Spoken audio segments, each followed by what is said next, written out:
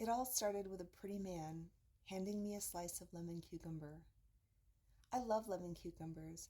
In fact, I at one point grew them in my sunny, too-hot Junior 1 bedroom at the top of Nob Hill.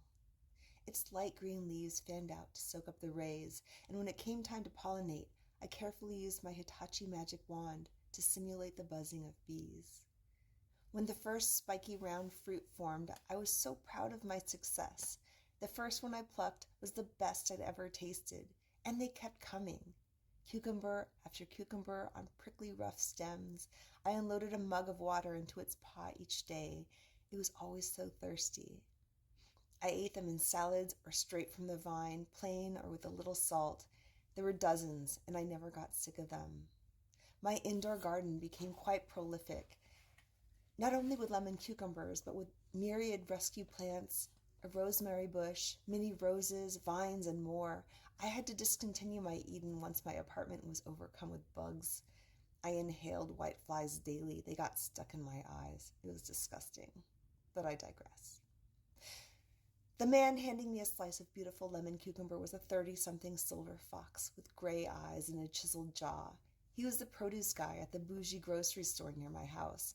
In a green apron and flannel shirt, he stalked the fruit and veggies and carried around a paring knife. He occasionally offered a taste to customers like me. I'm no cook, but I love to eat, and I'm a sucker for a hottie who wants to feed me. I don't know where I got this, but I've long mistaken food for love, something I'm trying to work out with my therapist, as this mistake has made me fall for the wrong people in the past. Case in point, the hottie handing me a slice. Flustered, I accepted, noting it was unwashed, but how bad could it be? It was organic. And while not as buttery and succulent as the ones I'd grown with my sex toy, my body was coursing with almost at my sexual peak hormones, which made it taste quite good indeed. My friend Sam happened to work at this bougie store, and I visited him often. He was the manager, and he knew everybody's business. "Tell me about your sexy produce guy," I inquired, and he groaned. I was not the first of his friends to ask about him. In fact, the way he told it, produce guy, let's call him Paul, had quite the following, with ladies lining up to get looks at him. I was not special, but I was okay with this. Each time I came to visit my friend, I made sure to get a peep at Paul, who would sometimes catch me looking and smile.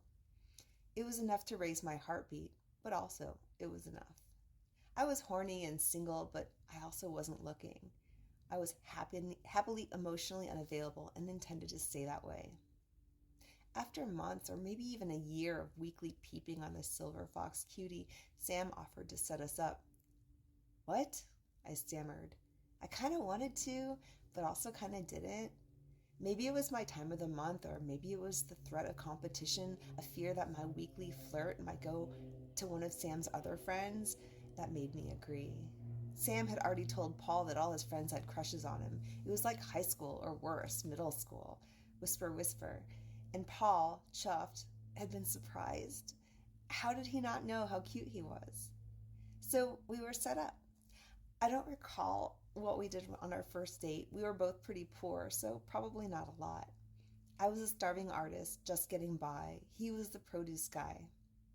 I think we probably just walked around. Could we have gotten tea? I don't know. But I do know that it was pretty clear from the get-go that we had nothing in common. "What do you like to do?" I asked him, and he didn't have an answer. He seemed depressed. Not seemed. He was definitely depressed. All he did was work and ride his bike around all day, he said.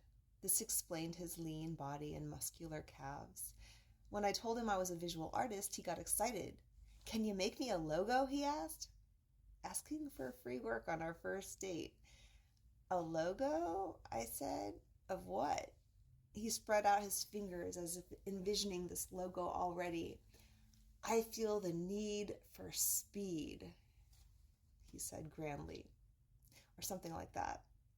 "Is this a drug thing?" I asked, and he laughed. "No, I don't even drink. It's a bike thing." "Maybe you could put a bike gear in there," he said. I nodded, but I didn't understand. All I understood was that I had to end this date quickly. I don't remember how I got out of it that day, but I do recall that when he asked me out again, I felt obligated, guilty. After all, I had been the one who had pursued him. Shouldn't I give him another chance? I shouldn't judge him after one meeting, right? So, against my better judgment, I took another walk with him. This time I tried to turn him off. I told him I wasn't interested in getting into a monogamous relationship, which was true.